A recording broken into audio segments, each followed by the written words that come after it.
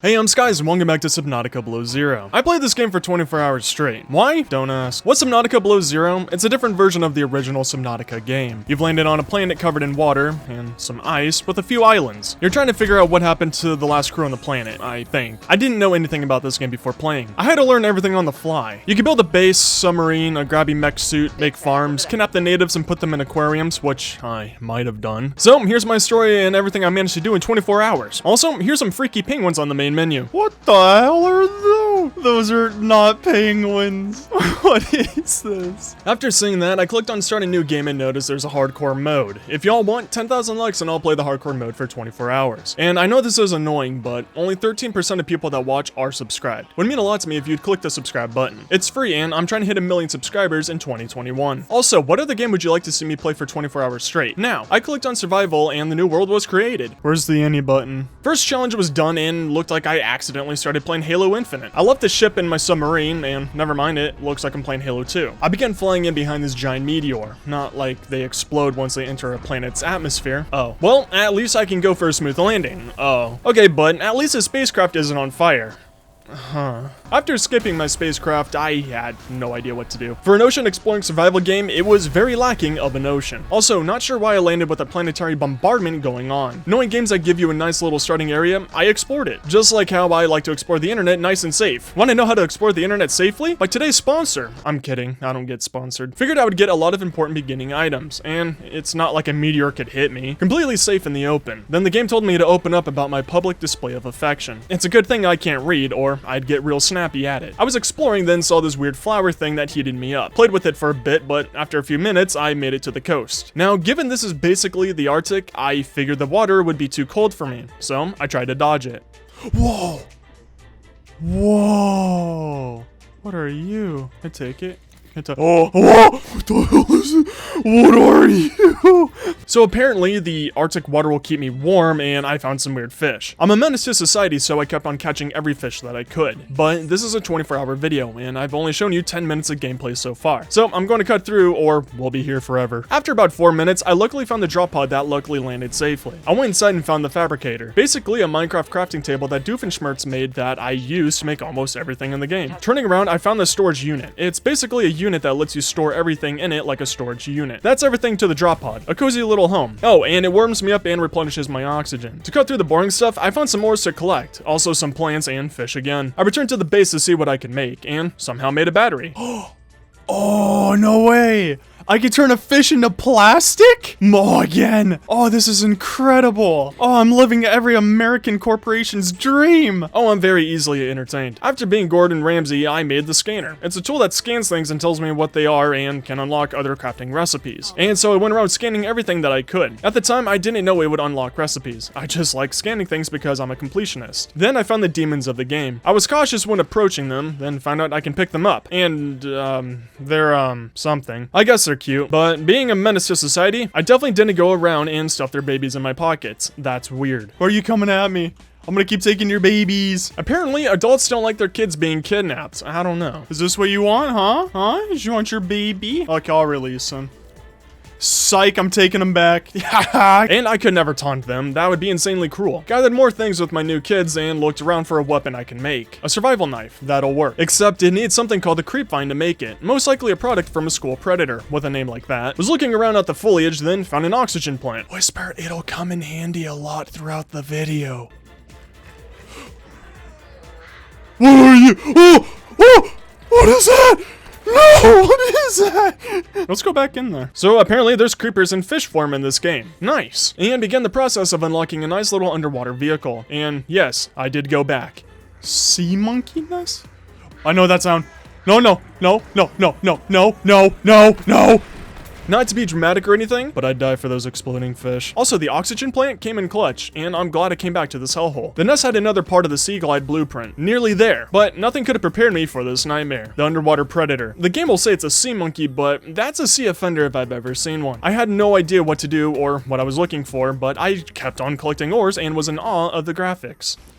Whoa. Yeah, this game is absolutely beautiful, and I was pleasantly surprised with the Aurora Borealis, which wasn't that common throughout my playthrough. And then, after searching for a while, I finished the Sea Glide Blueprint, a tiny machine that will help me swim through the water a lot faster, allowing me to venture lower and find new resources and blueprints. I found the creepy vine again and was mortified to see it again, but I rushed home. I finally gathered the creep vine I needed and made the survival knife, finally allowing me to hurt the weird ones, and made an air bladder, which, when activated, will shoot me straight up towards the surface whenever I'm low on oxygen. And with those done, I just need to make the better oxygen tank and get the Sea Glide. Obviously though, I tackled the more important thing first. I swam around and found the sea monkey again and tried to give him a better cut, my G, and then found out they love to steal items. I became offended because only I can rob others, not vice versa. I luckily got my knife back, but I left him alone, since I'm the better man. With the knife, I'm able to collect the fiber mesh and craft the oxygen tank that I've been needing and my first vehicle, the Sea Glide. This little baddie has a 3D map of the terrain around me, which I immediately turned off because it's annoying and really not that useful. And a light, so now I can see at night and see what I'm doing when I swim to lower depths. While exploring lower, I came up upon the first third of the Sea Truck Blueprint, a very, very fun vehicle that'll allow me to do so much more in this game, but that won't happen for a while. I came upon this abandoned scientist craft thingy, but to be honest, it didn't have anything. Just a blueprint, furniture, and some food. Kind of a disappointing find. Now, I thought the sea monkey would be the most terrifying enemy in this game.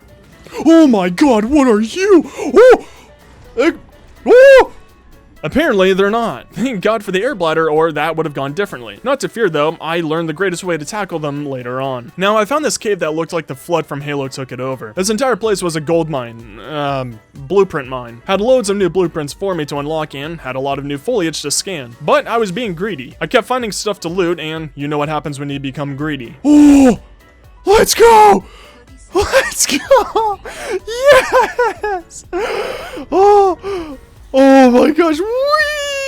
Yeah, never mind. My insane luck from Minecraft came to this game. Wasn't even close. Now, everything you've just watched was my first hour of playing. I wanted to show you everything to help you get familiar with the game and show me learning stuff in the game. You know, build a bond. But if I continue at this rate, the video will easily be a few hours long, and I know none of you want that. We still have 23 hours to go. So from now on, I'm only going to show you the major events. I don't think you care to watch me mine and scan items. Now, my public display of affection told me there's a base nearby. The beginning of the storyline. I swam over there, and this place was a gold mine. A lot of blueprints and items for me. Also, stole the beacon. I began exploring the land, and this voice told me to leave. Like a reasonable adult, I ignored her, and kept on exploring the island. I almost made it to the top, then this gilf jumped me. She said how amazing I am and how much she admired my braveness and gaming skills. Or how she thought I was a part of the bad guys and wanted me to leave her land. Who really knows? She told me to leave again or else, and again, like a reasonable adult, I ignored her and began to loot this building that probably belonged to her. Absolute menace to society vibes. I took everything in there that the game would let me and listened to a lot of dialogue. Apparently, this was a base for a group of scientists doing something that I don't know because I didn't pay attention. Also, found this tower, but that'll come in handy later on. I was returning home, but then an Android user tried to talk to me. No idea what they said. After a little bit at the base, I made the vehicle bay, where I can make the sea truck and another vehicle later on, making nice progress. The beacon for the Android user popped up a bit later on, and I began to head to it. Also, the game's really beautiful. The Android beacon, however, it's in a really bad place. The second deadliest area I'd be visiting in this game. I couldn't go deep enough for the beacon yet, so I tried to explore the sunken spaceship, which also proved to be way too deep for me. I cut my losses and returned home. I had to make the sea truck before continuing on. I went back to the Halo Flood Cave and looked around some more, since I can explore more with the Sea Glide. And then I accidentally found this alien artifact. Not sure if I was supposed to find it yet, but I scanned it. There wasn't much else in the cave and I went back to scanning blueprints. Also had this douchebag come after me, but I embarrassed it by swimming faster than it somehow. Once I was finished bullying it, I found all the parts of the sea truck. So I rushed back to the pod and made a habitat builder. I made a new pod, about 20 feet from the drop pod, and was in love. There's glass tubes and compartments you can make, and the ocean looked beautiful, until this place needed power to give me oxygen, so I made some solar panels. And now I was able to sit around and enjoy this beautiful place. Until I realized how dog water this spot is and how little I can build. I began to tear down the blaze and was amazed that you get refunded all the building items. Once I was done, I swam roughly 150 meters and found a nice open space to build my base. I only did the first room and got everything organized. Also, this battery recharging station completely removes all difficulty from the game. I love this station so much. After a little gathering, I had the items for the sea truck all prepared. And wow, it was incredible watching the bots make the sea truck. Fantastic watch. Once it was made, this is a machine that only a mother mother could love. But this unlocks a huge part of the game now. At the top, it'll show how deep every machine can go. The sea truck can currently only go 150 meters deep until it'll start getting damaged and break. I went to the pilot location spot and went as deep as the sea truck could go. Then, after going through a confusing tunnel and nearly dying, I found her base. A little spot kinda deep down and well protected. Started scanning, then I got jumped by a car salesman. We're here to contact you about your car's extended warranty. Deny it now and welcome back.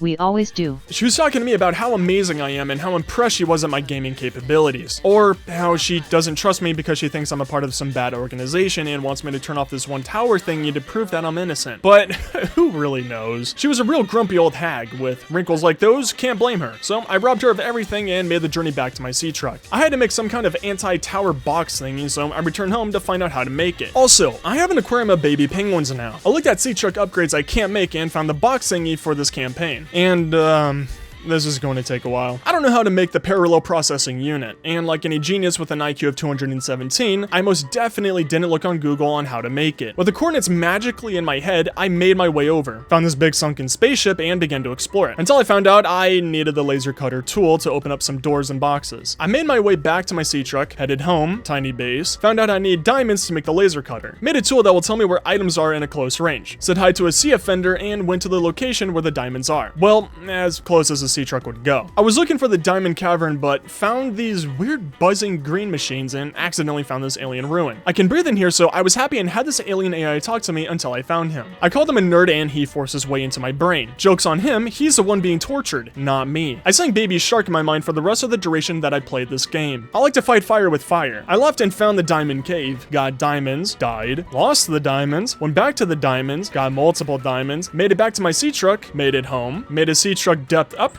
Now I can go to 300 meters instead of 150. Made the laser cutter tool, said hi to a dirt bag, made it back to the ship, went cutty, then scanny. Thought I found all the parts I needed for the blueprint, said hi to the dirt bag again. Made it home thinking I unlocked this something blueprint. Found out I didn't unlock the parallel processing unit. I think I need one more. Went back to the sea truck, back to the lovely ship that I missed so much, and then found a door that I somehow missed. Shortly after that, I found the last parallel parking cylinder and unlocked the blueprint. Hopefully for the last time, I returned home from the ship and made the test module for the story mission. But it took me so long to make that thing that I completely forgot where the island was. I think it took me about 30 minutes to find it. Once I did though, I rushed to the tower, plugged in my Nintendo Switch, and broke it. The old hag called me shortly after and said I did a good job. She then wanted to meet me. I'm sure this won't be hard to find her though. 2 hours later. I'm gonna kill her. I looked up tutorials, the wiki, followed her directions exactly, and couldn't find her place at all. But after finding random islands and places that I don't know if I should have, I found her greenhouse. It was the greatest feeling in the world walking through that door and continuing on with the story mission. Until I realized I can't kill her. I hate you. I don't know what she was talking about. I wasn't in the mood to listen to her. But I went around the place scanning items and gathering food. Now I can cook the best meal in the game. So there was some reward for spending 2 hours finding this place. Now I have to rush, since foliage in the game decays fairly quickly and I was over 1,000 meters from my base. I ran into this cutie who wanted a hug or something along the way home, but I had no time for that. Once inside, I immediately got to work with my newly learned blueprints and made a farm. It was incredibly crowded in here, but it did work, and yeah, this food item is absolutely incredible. It also doesn't decay at all. I've now eliminated batteries, water, and food from the game. I wanted to beautify my base and add some windows now. It's too cramped in there, but while looking for the windows blueprint, I accidentally found this alien artifact spot, and now I had an itching for more of those. So I went and found another which was inside of this giant mine shaft, but I didn't take anything in there, I swear. After the exploration was done, I returned home and wanted to check out the compartments I can make for my sea truck. I decided on all of them, since I can apparently make this into a mobile station. With some movie magic making, I completed the entire set, and made the prawn suit last. It's an exosuit that lets me breathe in there and I can collect whatever and kill the baddies. Very nice. Also lets me go down to 400 meters. Really nice. And inside the sea truck station, I can fall asleep in here, which I didn't know was a thing in this game. Play music, but I think it's copyrighted, so I won't. Craft items in here, store stuff, have the prawn suit attached to it. It's amazing, and I love the sea truck so much now. With my new mobile station complete, I wanted to explore everything, see everything, and do it all. First up was learning the prawn suit. You'd think it'd be easy since it's the same exact controls as when you're walking on land, but no. This thing felt weird, like playing with both of your arms asleep. It took me a few minutes, but I felt comfortable with it. It was getting late, so I fell asleep, and I love this feature. After my beauty rest, I found the location of the window, scanned the bad boy, and you already know know what's going to happen next, I immediately went alien artifact hunting. Now remember this, I left my prawn suit here at 384 meters. Its max depth is 400. I went and found the alien place and scanned the artifact. Nothing weird so far, but when I was returning to my prawn suit, it vanished. It went Avatar: The Last Airbender on me. I didn't even have its beacon anymore. I looked around and had no idea where it went. I sobbed for a while returning home, and I wanted to work on my base to cheer up. Base building always helps out, and this little baby base, it's turning out pretty nice. Still a lot to add to it, but I'm loving it so far. Once the building session was over, I made the second prawn suit and, spoiler, I don't lose this one. I went back out to explore some more, and I upgraded this prawn suit to dive down to 700 meters. With that, I wanted to explore everything, and I had 2 alien artifacts left. I got the first one insanely easy, and then went to the spooky second one. I got into my prawn suit and saw my snake of an X. I had to be fast. Now, this artifact was very weird. I felt like I missed something, but I checked everywhere. Also, the notification for the spot would never go away. But that was my last thing to explore in this game. I didn't know what to do now. Maybe more will pop up at a later time, and I just had to wait? So I went home and got organized. Figured I'd do whatever until another spot popped up. Looked at my pretty base and decided to add on to it. Gotta make it bigger and better. I got hungry after an hour of it and took a 20-minute break. Here's a pleasing time lapse, and the longer I speak, the more of it you get to see. Got back to work on the base, and then a new alien artifact finally popped up. But here's my base so far, and I'm still not done with it. Really enjoying building in this game. Now, I hopped into my prawn suit and headed off to the alien artifact. I got distracted along the way with these weird one-eyed jellyfish things and had to mess with them. I arrived at the location and got into my prawn suit. I explored the area for a short while, then made it to this bridge and found out I need to craft some fuel to make it work. So I went back home, crafted the fuel, went all the way back to the location, loaded up the fuel, extended the bridge, then retracted the bridge because I can't let my haters catch me lacking, and went on with exploring the land until I found out that the alien artifact isn't over there, and I wasted my time on the bridge to find out that I could have gone to the artifact this entire time. I went and scanned the artifact, wasn't awed with how beautiful the glowworms were in the cave, and made it back to my sea truck to return home. Again, I was at around 21 hours at this point, and I was running out of stuff to do. I didn't, however, really dive into the building in this game yet. I found that you can make a remote-controlled penguin bot. Obviously, had to do it. I placed my first one outside of my base to see how it works. Then found out that for some reason, it can't work underwater, and you can't repair it. With how disappointing this thing was, I now know how my teachers felt. I made a second one and placed it on the tower island thing place and tried it out. It worked, but this thing has a super short range. I got closer and started messing around with it. This thing is kinda alright to play with for like 5 minutes, but it's really not useful at all. Except for taking bomb selfies. Every time you look away, your character does a new pose. Hashtag surviving in a frozen wasteland. After that fun vacation, I returned home. We had more building stuff to discover. I started with the scanner room, which has the easiest to understand holographic display of the land. In here, you can select on this handy dandy list of almost anything you want. Couldn't find my mother's love on this. To make it all usable, you can craft a controllable camera, which actually works underwater, unlike the other controllable thing. Then select what you want and boom, it'll appear on your camera's display for you to go hunt down. Kinda tedious though. Also, you can have the rat bastards come by and steal your camera because they think it's their egg. Love them. After that, I made a bioreactor, which I actually wish I made in the beginning. This thing is incredible and lasts forever. Next, I made the control room, which has a beacon built into it, so I also wish I made this in the beginning too. And here you can see your power status, your entire base, and how much power and structural integrity each room has. A fun thing, you can change the color of your base, which I did. I changed everything to black with a gold adjacent color. I think it looks absolutely beautiful. Too bad I did all this at the end and not the beginning or middle. Oh, and I love this observatory. I wanted to build this in the beginning, but forgot about it. Now, for all of those eggs that I was hoarding this entire time, I made this giant aquarium. I gently placed the eggs around it and waited for them to hatch. I am now the proud parent of 20 fish.